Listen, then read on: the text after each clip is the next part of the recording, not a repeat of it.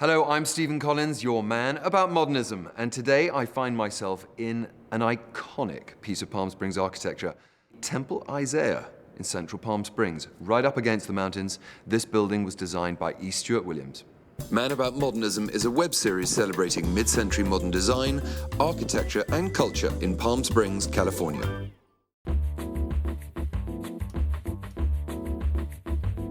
Today, I am with Carlos King, not only in a very special place of worship, but in an incredible piece of architecture, Carlos.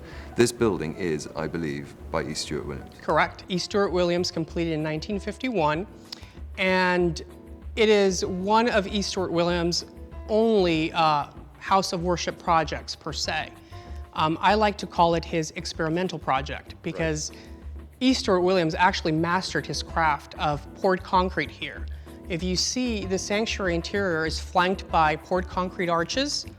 So he mastered the craft, and also of cantilevered stairs. Which we saw on the way in. Correct. Those amazing stairs. Correct. Incredible. So the building, I gather, these sides Correct. were originally open. Correct. When E. Stewart Williams was asked to design the sanctuary, he was asked to design a building with a utilitarian theme, meaning multiple purposes. So these two walls actually had partitions that would open up. So you could close them up? Correct. And open them back up for what? For use for lectures, for meetings? Correct, and it would accommodate 350 people. The synagogue was actually used also for fashion shows and for concerts. So the bima would have a curtain that would cover the entire front. It's incredible. I'm learning all these things. So the bima is the stage. Correct. Upon which you have the Ner Talmud. Correct. The eternal light. Correct. And then this on the right is what is used for the scrolls from the Torah. Correct. And then over here is the equivalent of a pulpit. Correct. And they, along with the ark, were designed later by Wexler. Correct. Who was a very good friend of Rabbi Joe. Amazing. Which was our former rabbi. And they were put there, am I right, because there was a major trashing in some way to the architecture? Yes, Rabbi Joe wasn't fond of the original architecture of the building, so actually he tore down 6 beautiful chandeliers designed by E. Stewart Williams. And the exposed concrete floors got covered. These windows are absolutely incredible. I'm kind of quite chuffed, I don't know if that's a word you use in America, but I'm rather pleased with myself that these windows are by an Englishman. Correct. Eric Ray. Correct. Whose parents were hairdressers to the royal family. Correct. And he came here and eventually became a rabbi. Yes, he actually came to Los Angeles where he studied art, and he later became a rabbi. But Eric Ray did these beautiful stained glass windows for our sanctuary.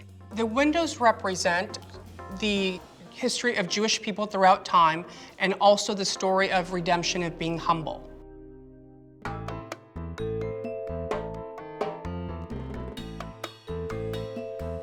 So Carlos, here we're in a completely different side of the synagogue, the temple.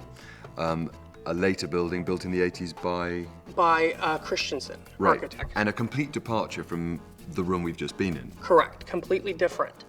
What are the thing that strikes me most is the Yaakov Agam kinetic ark, which houses the Ner Talmud. Correct. And you were telling me that this actually, the whole kinetic thing, it moved. Yes. When Yaakov Agam designed the ark, he designed it to be kinetic because he was one of the pioneers of kinetic art. Right. So the Ner Talmud would lower itself down, and the Torahs would rise up from a bottom shaft.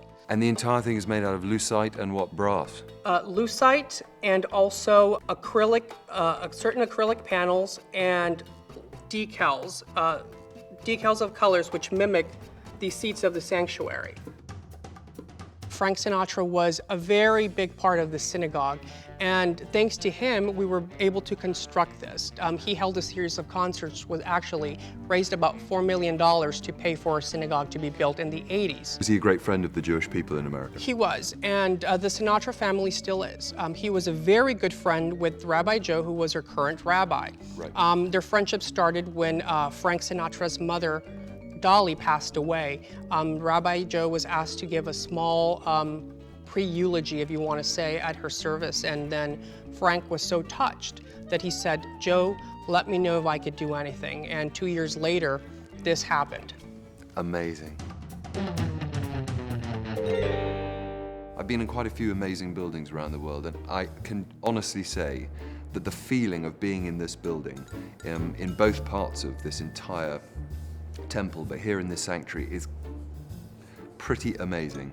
And I've driven past it 100 times and never really remarked. I had no idea of the history, Carlos.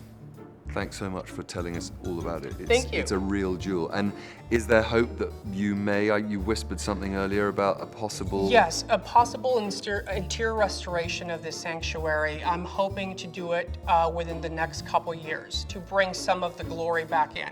Fantastic. Remember to subscribe to Modernism Week.